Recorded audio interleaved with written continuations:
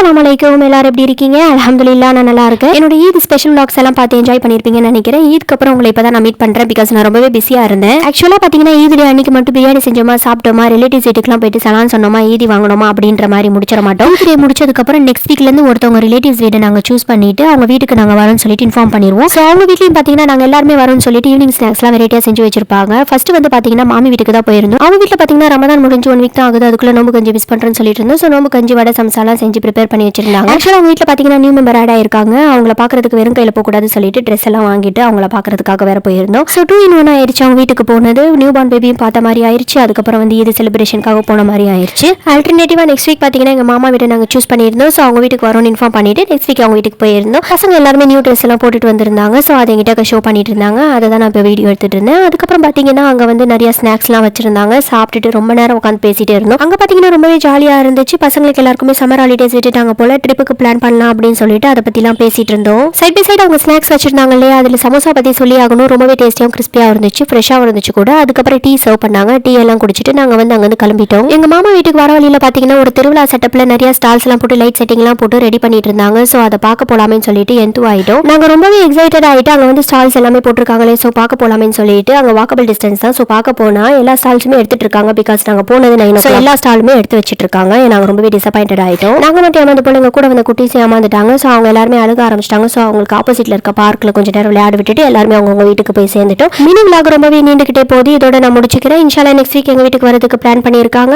Next இன்ட்ரெஸ்டிங்கான வீடியோல உங்களை சந்திக்கிறேன். அது வரைக்கும் அல்லாஹ் ஹாஃபிஸ்.